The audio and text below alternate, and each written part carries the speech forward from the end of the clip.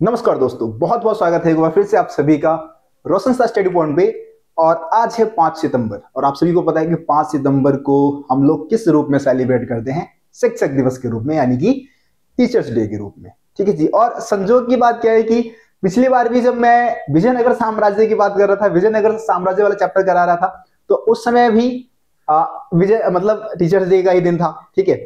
और अभी जब मैं ये चैप्टर करा रहा हूँ, आज भी टीचर्स डे का ही दिन है, तो ये मतलब एक अलग ही संजोग हो गया। ठीक है जी।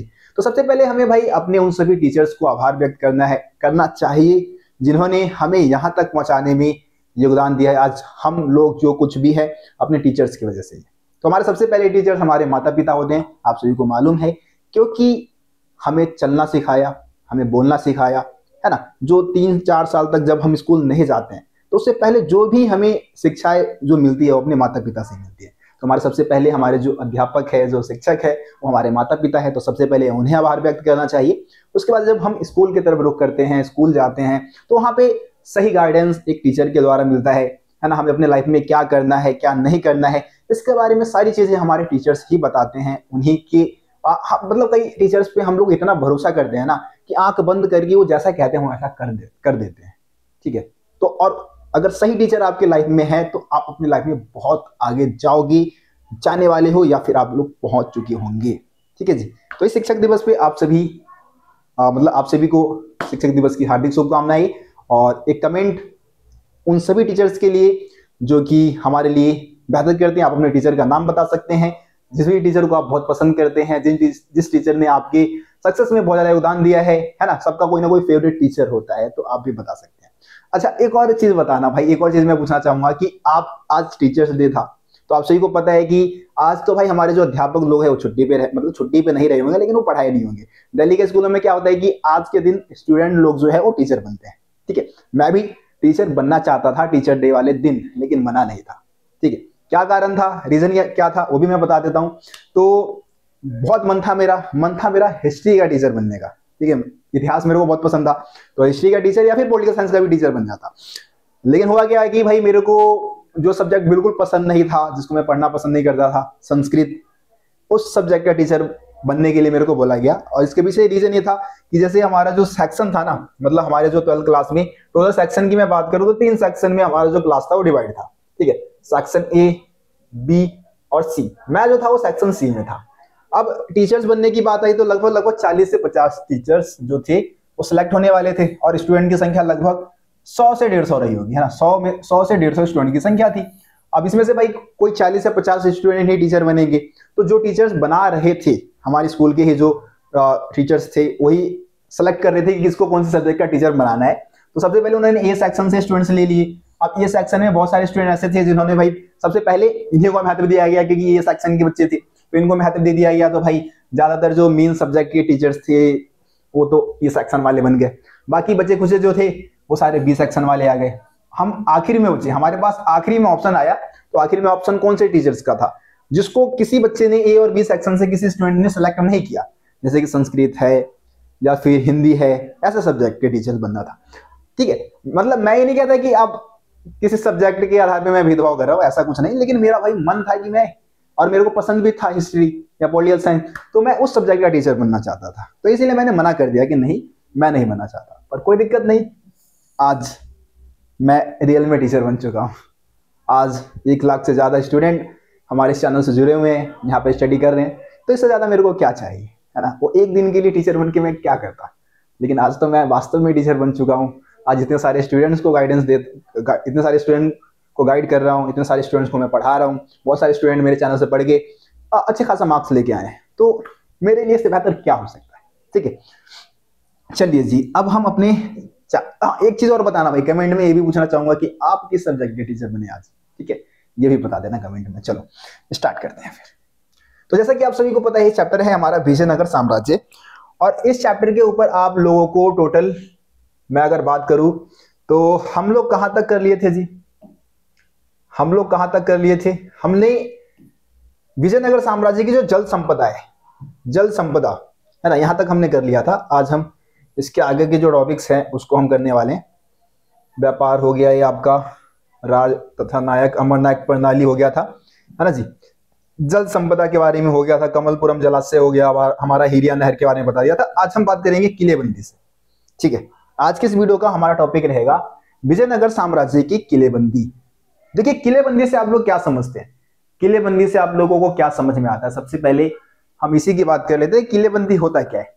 देखो, प्राचीन काल या मध्य काल में क्या होता था, साम्राज्य की रक्षा के लिए चारों तरफ किले बना दिया जाता था। खास करके जो राजधानी है ना, ठीक है, राजधानी की रक्षा के लिए किलेबंदी की जाती थी, क्योंकि पुराने समय का रूल ये था कि अगर किसी साम्राज्य पे कब्जा करना है तो उसकी राजधानी को टारगेट करो।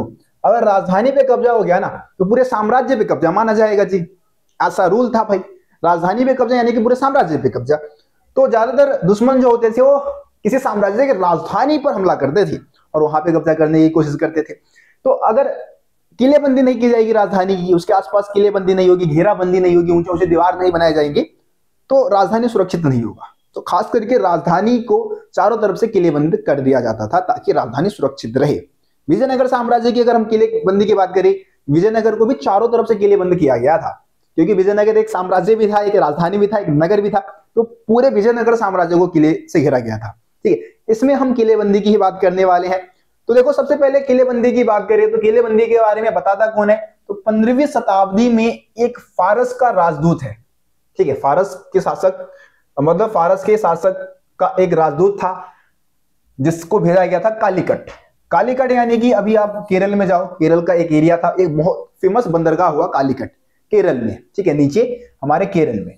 ठीक है, तो यहां कालीकट पहुंचा कौन, अब्दुर रजाक।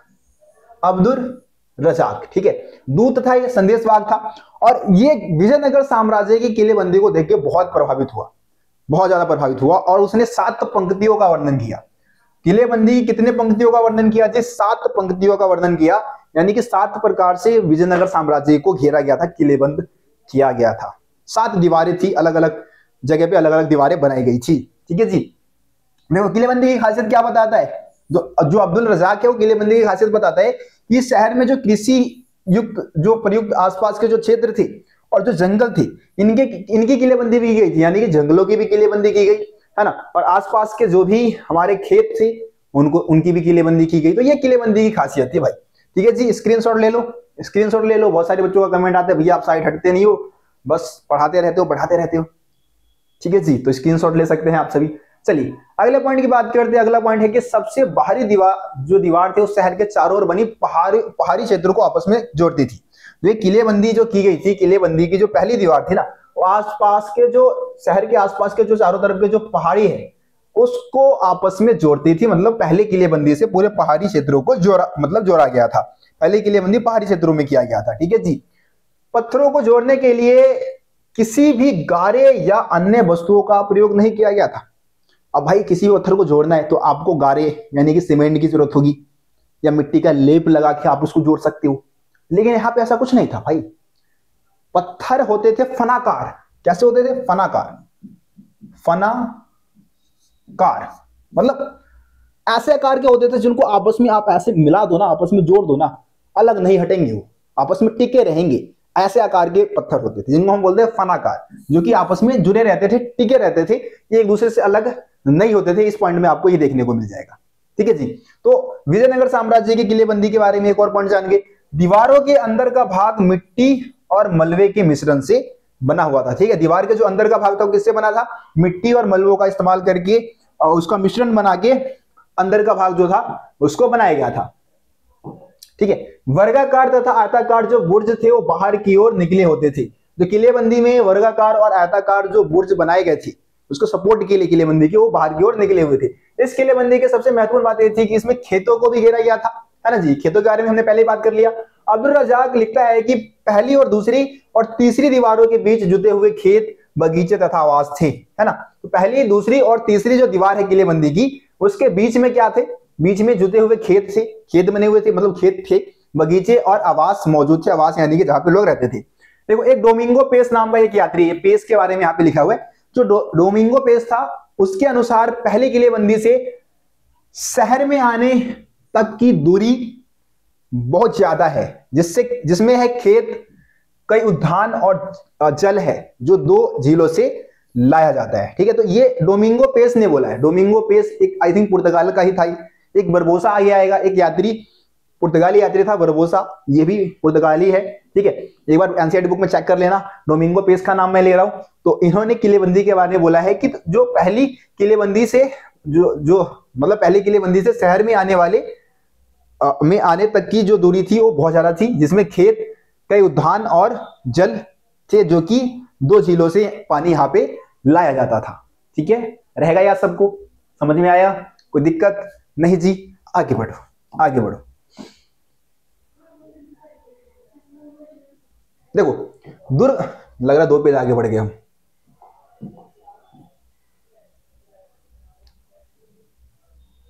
देखो क्या लिखा है कि धार्मिक केंद्र तथा नगरीय केंद्र के बीच कृषि क्षेत्र के साक्ष्य मिले हैं। घेराबंदी का मुख्य उद्देश्य अपने दुश्मनों को खाद्य सामग्री से वंचित कर आत्मसमर्पण के लिए मजबूर करना होता था। तो जो ये घेराबंदी की जाती थी, घेराबंदी का मतलब क्या है? किलेबंदी की बात कर रहे हैं। तो ये जो किलेबंदी यानी कि घेराबंदी की जाती थी, उसका मेन पर्पस क्या होता था, किस लिए किलेबंदी की जाती थी, मेन रीजन क्या था?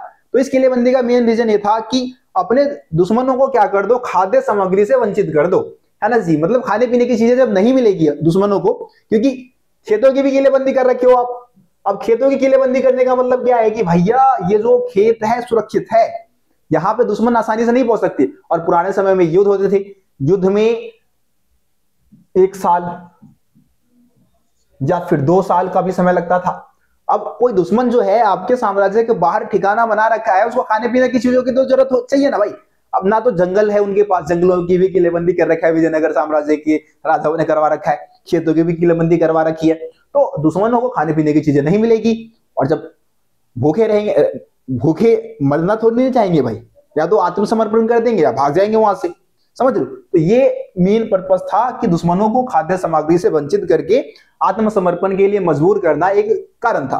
देखो दूसरी किलेबंदी की खासियत क्या थी? पहली किलेबंदी मैंने बताया कि पहली किलेबंदी की बात करें तो जो आसपास के जो पहाड़ी क्षेत्र थे उनको जोड़ा गया था आपस में। दूसरी किलेबंदी जो है नगरीय केंद्र के आंतरिक भाग में की गई थी। दूसरी किलेबंदी कहां की गई थी जी?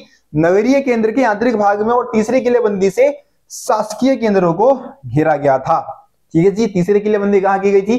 शासकीय केंद्रों में की गई थी, जिसमें महत्वपूर्ण इमारतों के हर समूह को अपनी ऊंचाई की दीवारों से घेरा गया था। ठीक है जी, जो इमारतें ज्यादा महत्वपूर्ण होती थी उनके ऊंचाई के हिसाब से उनको घेरा गया था। तो यहाँ पे आपको तीसरे किलेबंदी के बारे में बताना है भाई। मेन जो आपको लिखना है पेपर में वो तीसरे किलेबंदी के बारे में लिखना है, जो कि शासकीय केंद्र को तीसरे किलेबंदी से घेरा गया था। ठीक है, अब देखो आगे देखते हैं। दुर्ग में प्रवेश के लिए क्या होते थे? अच्छी तरह से सुरक्षित प्रवेश द्वार बनाए जाते थे। अब ऐसा थोड़ी नहीं कि भाई आपने चारों तरफ से किलेबंदी कर दी, कहीं से प्रवेश द्वार आपने बनाया नहीं, एंट्री गेट आपने नहीं बनाया। तो दुर्ग में प्रवेश करने के लिए क्या बना होता था जी? है ना, दुर्ग में प्रवेश करने के लिए क्या बना होता था? दुर्ग मतलब यहाँ पे किलेबंदी की बात हो रही है। तो दुर्ग में प्रवेश करने के लिए बना होता था प्रवेश द्वार।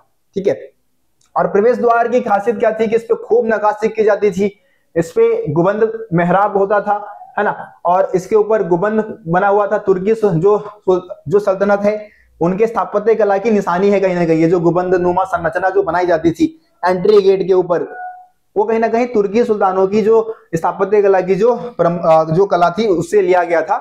और कला के इतिहासकार इस शैली को क्या बोलते हैं? इंडो इस्लामिक शैली बोल देते हैं, है ना, या फिर हिंद इस्लामिक शैली भी कह देते हैं। देखो जी, 1 नंबर के लिए एमसीक्यू के लिए बहुत ही ज्यादा इंपॉर्टेंट है, बहुत ज्यादा इंपॉर्टेंट है कि जो विजयनगर साम्राज्य में जो प्रवेश द्वार के ऊपर जो गुबंद बनाए गए या मेहराब बनाए गए वो किस शैली के उदाहरण प्रस्तुत करते हैं? तो इंडो इस्लामिक शैली या फिर हिंद इस्लामिक शैली भी आप इसको कहते हो। ठीक है जी, रह गया सबको, कोई दिक्कत नहीं, यहां तक कोई दिक्कत नहीं होगा।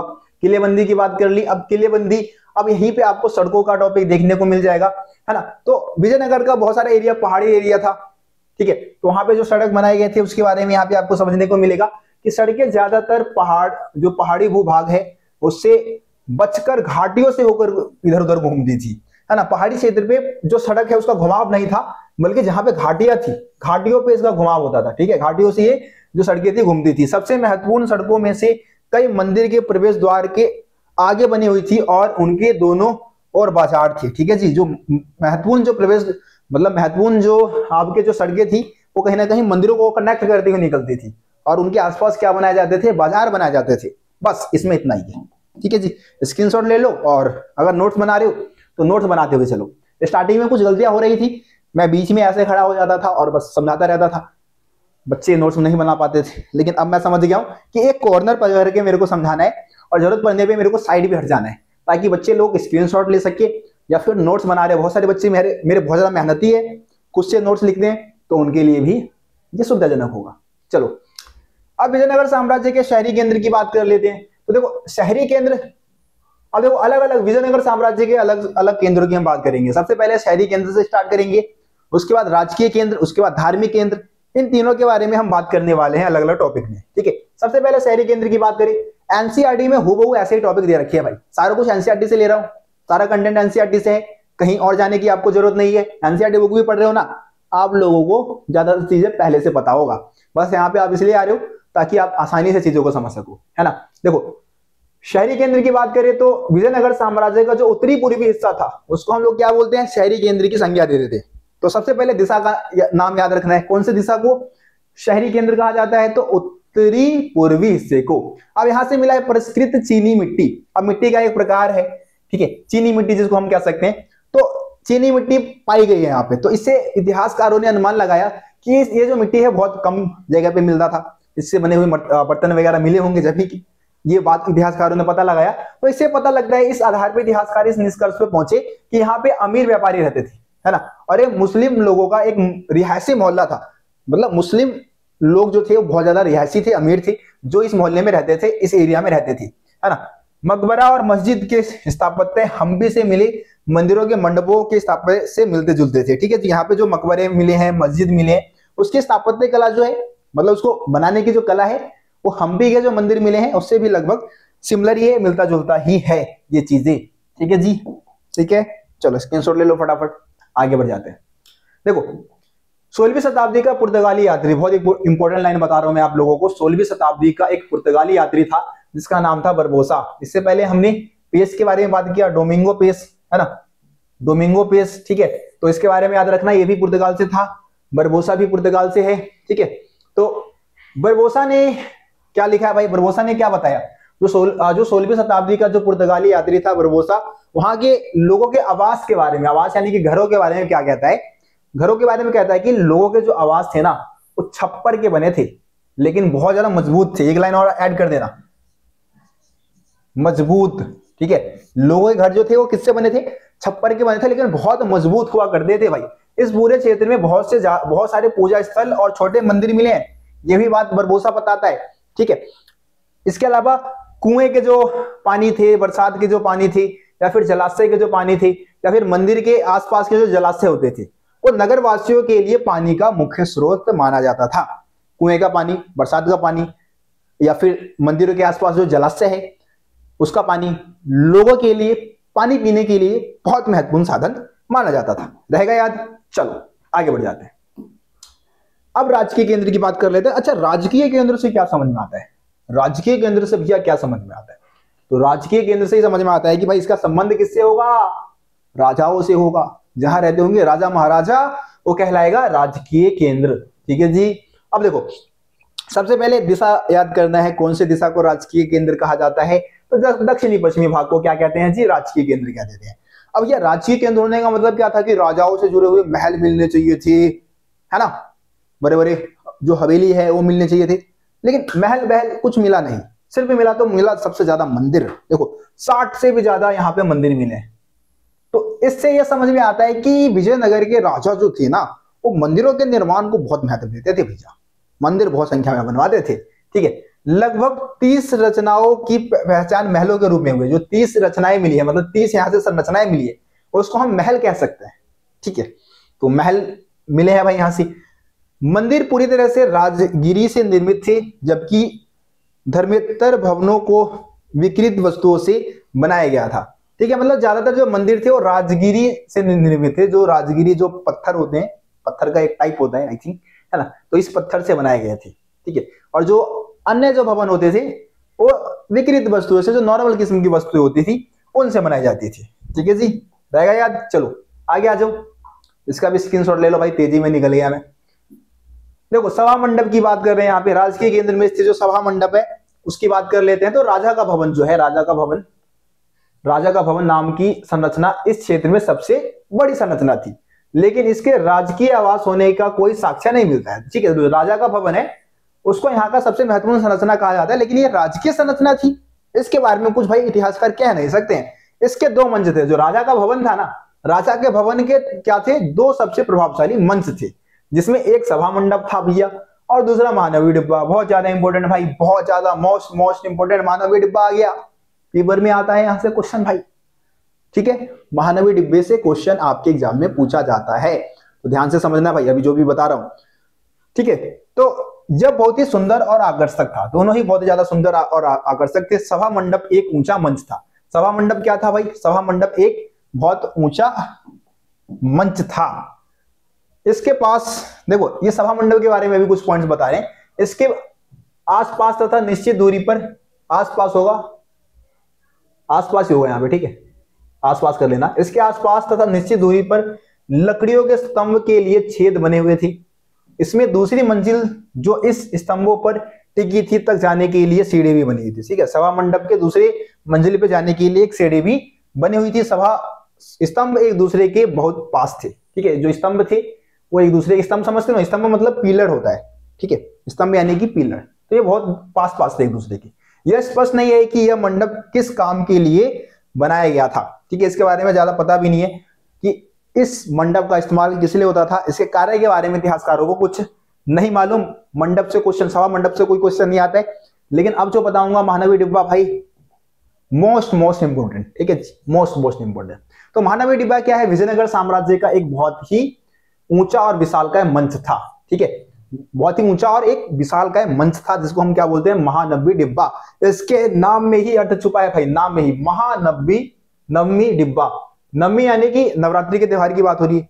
ठीक है, और डिब्बा एक डिब्बे के आकार का था। ये मंच जो था एक डिब्बे का आकार लेता था, इसलिए इसको महानवी डिब्बा कह दिया गया। अब देखो आगे सुनो, आगे सुनते रहो बस तुम।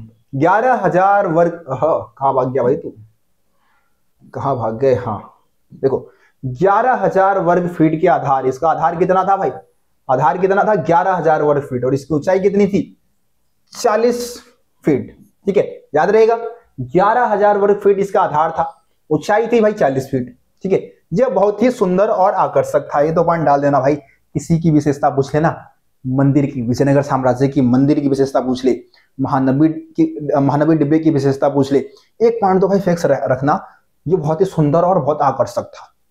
ठीक है, ये चीज बहुत ब्यूटीफुल और बहुत ज्यादा अट्रैक्टिव है ना, ये पॉइंट रखना अपने पास। ठीक है, आगे देखो, साक्ष्यों के अनुसार इस पर लकड़ी की संरचना बनी हुई थी। ठीक है, इसके ऊपर भी लकड़ी की संरचना बनी हुई थी। यह मंच अनुष्ठानिक कार्यों के लिए प्रयोग किया जाता था, जैसे कि महानवमी की बात कर लो, नवरात्रि और दुर्गा पूजा की बात कर लो, तो इसको हम अलग अलग भारत के अलग अलग हिस्से में अलग अलग नाम से जानते हैं। ठीक है, तो इसी त्योहार के आयोजन के समय इसका इस्तेमाल होता था महानवी डिब्बे का। आगे आ जाओ।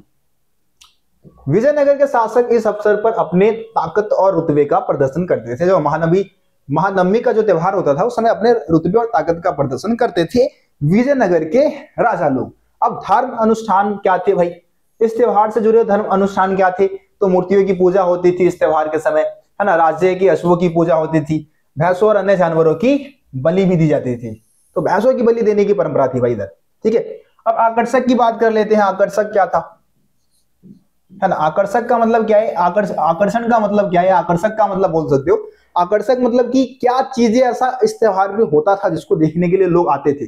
तो सबसे पहले भैया नृत्य होता था, नृत्य इसका मेन आकर्षण था। कुश्ती और प्रतिस्पर्धा होता था। ठीक है जी, इसको देखने के लिए लोग आते थे, बहुत दूर दूर से लोग आया करते थे। आगे देखो, सजे हुए घोड़े तथा हाथियों और रथों की और सैनिकों की शोभा यात्रा निकाली जाती थी, झांकी निकाली जाती थी, रैली निकाली जाती थी, इसको देखने के लिए लोग आते थे। नायक और अधीनस्थ राजा जो राजा के लिए उपहार लाते थे, राजा के अतिथि लोग जो उसके लिए भेंट लाते थे, गिफ्ट लाते थे, लोग ये भी देखने आते थे कि कौन सा राजा हमारे राजा को क्या गिफ्ट दे रहा है इस दिन, है ना। इस त्योहार के आखिरी दिन नायकों की सेना का निरीक्षण राजा करता था, है ना। जो नायक होते थे, नायक समझ रहे हो ना, सेना प्रमुख, इनकी सेनाओं को एक पैदल मतलब एक खाली मैदान में बुलाकर देखा करता था कि भाई किस नायक के पास कितनी कितनी सेनाएं हैं।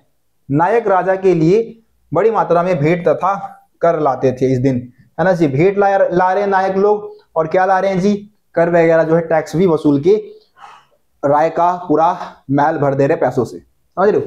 तो ये हो गया खत्म। चलो आगे आ जाओ।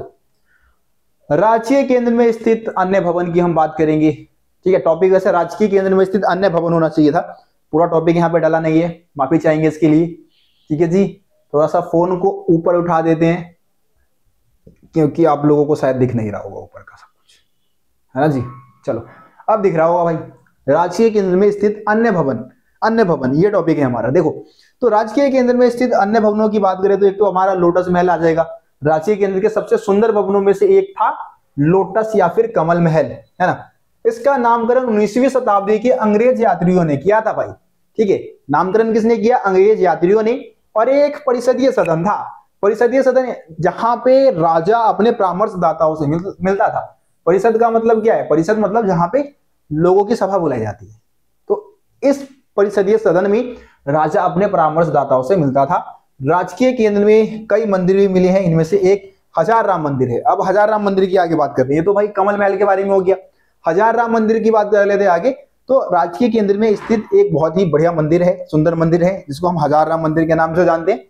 इसकी क्या खासियत थी, देखो भाई, देखो हजार राम मंदिर के बारे में क्या लिखा है, इसका प्रयोग केवल राजा और उसके परिवार वाले ही कर सकते थे। ठीक है जी, हजार राम मंदिर का प्रयोग केवल राजा करेगा और उसके परिवार वाले करेंगे। दीवारों पर बहुत सारी मूर्तियां बनाई गई थी। मंदिर के अंदर की दीवारों पे रामायण के चित्र उत्कीर्ण किए गए थे। ठीक है, रहेगा याद। ठीक है, नीचे वाले पॉइंट में कुछ खास है नहीं, रहने देते हैं इसको। हाँ वैसे काम का नहीं है, मैंने देखा, इस पॉइंट को हटाओ। बस ये 3 पॉइंट लिख देना भाई, 3 और 4 सुंदर मंदिरों में से सबसे एक था विजयनगर साम्राज्य के राजकीय केंद्र में स्थित, तो ये याद रखना। ठीक है, एमसीक्यू में क्वेश्चन आएगा, विजयनगर के राजकीय केंद्र में स्थित एक मंदिर का नाम बताओ। तो हजार राम मंदिर जो था वो विजयनगर साम्राज्य के राजकीय केंद्र में स्थित एक सबसे प्रमुख मंदिर था, जिसका इस्तेमाल केवल राजा और उसके परिवार वाले ही करते थे। ठीक है, चलो आगे बढ़ते हैं। अब विजयनगर साम्राज्य के धार्मिक केंद्र की तरफ चलते हैं, धार्मिक केंद्र की बात कर लेते हैं। विजयनगर साम्राज्य के धार्मिक केंद्र की क्या विशेषताएं होती थी, तो देखो विजयनगर साम्राज्य का जो उत्तरी भाग था, ठीक है, सबसे पहले किस दिशा को हम बोलेंगे, राजकीय केंद्र की संख्या देंगे, है ना। तो विजयनगर साम्राज्य का जो उत्तरी भाग था, कौन सा भाग, उत्तरी भाग को हम राजकीय केंद्र की संख्या देते हैं। और इस राजकीय केंद्र, ये जो उत्तरी भाग था, ये पूरा चट्टानी एरिया था। चट्टानी यानी कि पहाड़ी एरिया था, पहाड़ों से घिरा हुआ था ये। ठीक है, और इसके बारे में मान्यता क्या है कि भाई रामायण काल में जो बाली और सुग्रीव जो थे, बाली और सुग्रीव आपको पता है दोनों भाई थे, है ना। तो इनका राज्य था ये यही राज्य, यही एरिया जो था, उत्तरी भाग जो था, ये इनका राज्य एरिया था। ठीक है, दूसरी मान्यता के अनुसार जो पंपा देवी है, पंपा देवी यानी कि पार्वती, ठीक है, पंपा देवी यानी कि पार्वती, और विरूपाक्ष यानी कि शिव, हमारे शिव बोले शंकर। तो पार्वती ने क्या किया, शिव को प्राप्त करने के लिए, यानी कि पंपा देवी ने विरूपाक्ष देव को प्राप्त करने के लिए यहाँ पे तप किया, बहुत समय तक, बहुत सालों तक, ये भी मान्यता है। यहाँ कई जैन मंदिर भी मिले, जैन धर्म के बहुत सारे मंदिर भी उत्तरी भाग से ही प्राप्त हुए।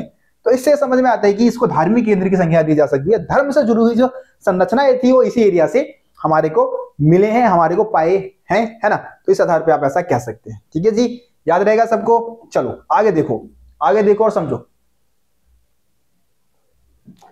इस क्षेत्र, यह क्षेत्र कई धार्मिक मान्यताओं से संबंधित है। इस क्षेत्र में मंदिर निर्माण जो है वो पल्लव, ये कुछ वंशों का नाम, कुछ राजवंशों का नाम बता रहा हूं, पल्लव, चालुक्य है, होयसाल है, चोल वंश के राजा है, इन्होंने करवाया था। यहाँ पे बहुत सारे मंदिर बनवाए थे। शासक अपने आप को ईश्वर से जोड़ने के लिए भी मंदिर का निर्माण करवाते थे, है ना जी। राजा महाराजा मंदिर का निर्माण इसलिए करवाते थे ताकि अपने आप को ईश्वर से जोड़ सके। मंदिर शिक्षा का महत्वपूर्ण केंद्र होता था।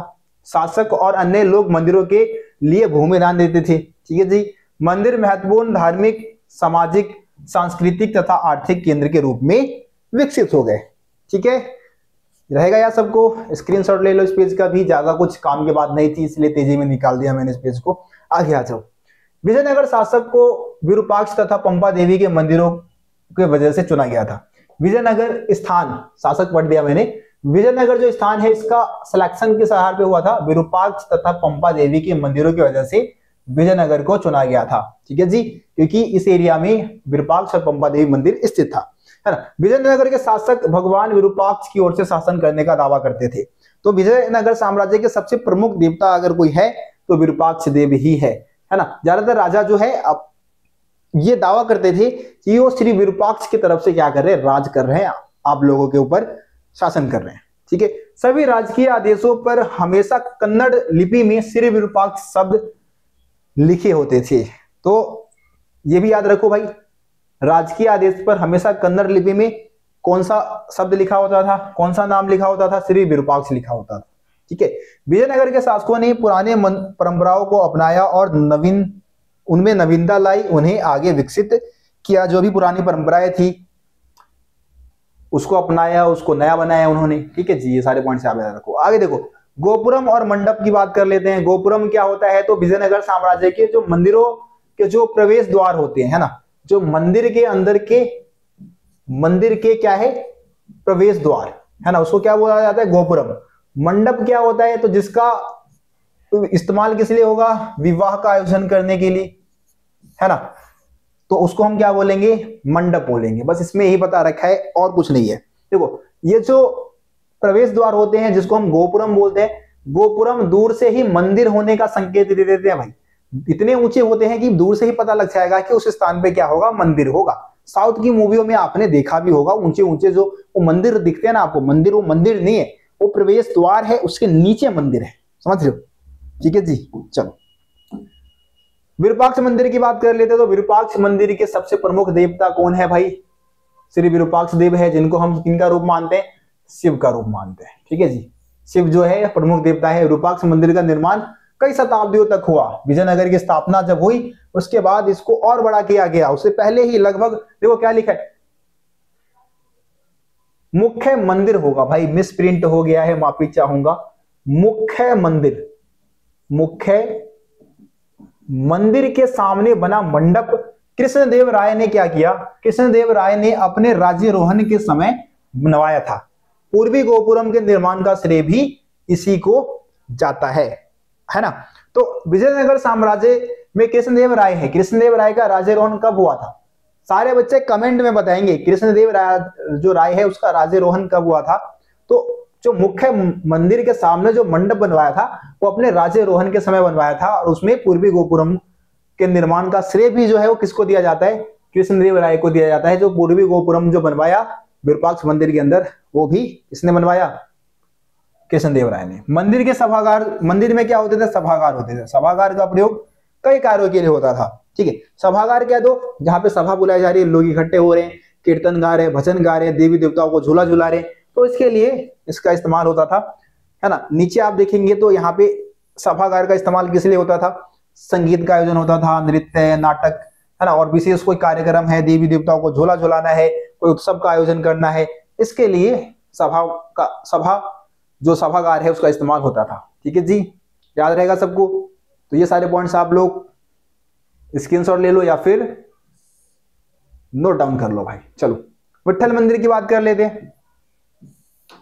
विट्ठल मंदिर की बात कर लेते हैं। विट्ठल मंदिर की क्या विशेषता थी, तो यहाँ के प्रमुख देवता श्री विट्ठल देव थे, जिनको महाराष्ट्र में पूजे जाने वाले विष्णु के ही रूप के तौर पे देखा जाता है ना। तो विष्णु देव को किस नाम से जानते थे भाई कर्नाटक के लोग, विट्ठल देव, श्री विट्ठल देव। इस मंदिर में कई सभागार और एक रथ के आकार का एक अनूठा मंदिर भी मिला। इसको भाई 3 पॉइंट बना देना, 3 पॉइंट तो ऐसे ही हो जाएंगे, 3 नंबर में आता है सीबीएसई बोर्ड में भाई, ऐसे छोटे छोटे 3 पॉइंट बना देना, नंबर मिल जाएंगे। और 1 पॉइंट डाल देना, विजयनगर साम्राज्य के सबसे सुंदर मंदिरों में से एक था। ठीक है, देखो मंदिर के परिसरों के एक विशेषता, रथ गलियार जो मंदिर के गोपुरम से सीधे रेखा में जाते थे। तो मंदिर के जो परिसर है, ठीक है, परिसर की खासियत क्या होती थी, परिसर यानी कि जो पूरा खुला एरिया है ना। तो मंदिर के परिसर की एक विशेषता रथ गलियार थे, जो मंदिर के गोपुरम से सीधी रेखा में जाते थे। इन गलियों का फर्श पत्थर के टुकड़ों से बनाया गया था। इनके दोनों ओर स्तंभ वाले मंडप थे एवं इसमें व्यापारी अपनी दुकान लगाते थे। तो जो सीधी रेखा में जो मतलब एक तरीके से रास्ता जा रहे हैं, इसके चारों तरफ समझ लो कि भाई जो दुकानदार है अपने दुकान वगैरह लगा रहे हैं, है ना।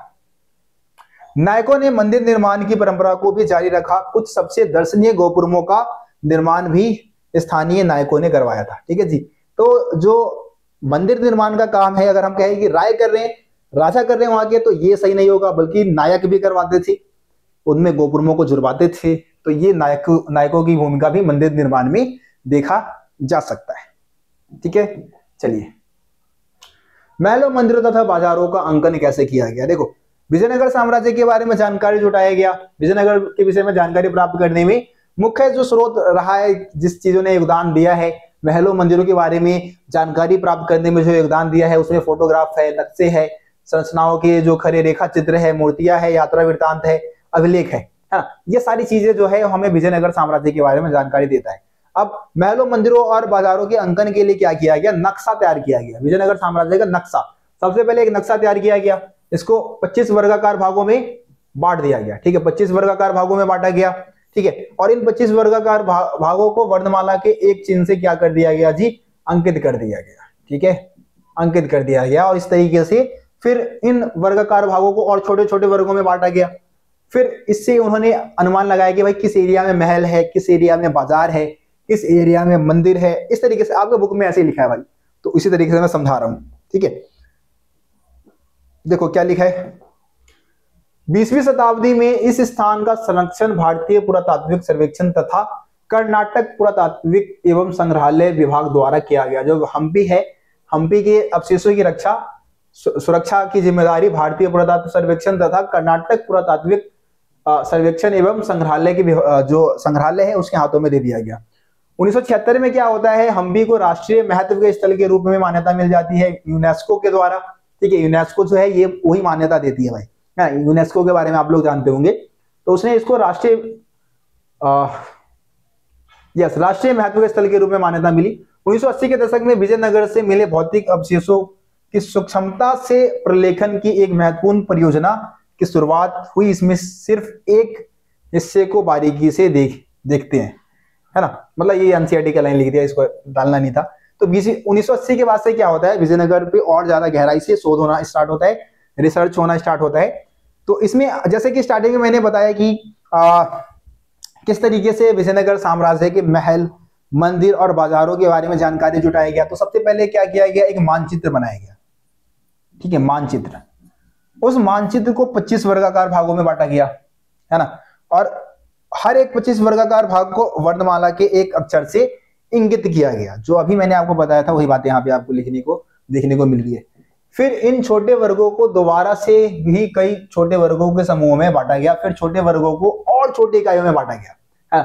इस सर्वेक्षण से हजारों संरचनाओं के अंशों, छोटे देव स्थानों, आवासों, विशाल मंदिरों को पुनः उजागर किया गया। ठीक है जी, देखो विजयनगर साम्राज्य के शोध में, विजयनगर साम्राज्य के बारे में जानकारी जुटाने में काम करने वाले अगर हम विद्वानों की बात करें तो जॉन एम फ्रिटरिज, ठीक है, जॉर्ज मिशेल, ठीक है, एम नागराजन राव, ये सारे ऐसे थे जिन्होंने सालों तक विजयनगर पे काम किया, है ना, इस परियोजना पे काम किया है विजयनगर साम्राज्य के बारे में जानकारी जुटाने के लिए। ठीक है, आगे अगला टॉपिक आता है उत्तर की खोज में प्रश्न। देखो यहाँ पे वैसे काम की चीज ऐड नहीं है, लेकिन मैं आपको बता देता हूँ इस टॉपिक, अगर एनसीईआरटी बुक को पढ़ते हैं तो वहां पे आपको एक चीज देखने को मिलेगा कि जो सुरक्षित भवन होते हैं ना, जो सुरक्षित भवन होते हैं, मैं यहाँ पे लिख देता हूं, जो सुरक्षित भवन होते हैं, शायद आप लोगों को दिख नहीं रहा होगा, कौन सा कलर लिया जाए, हाँ ठीक है,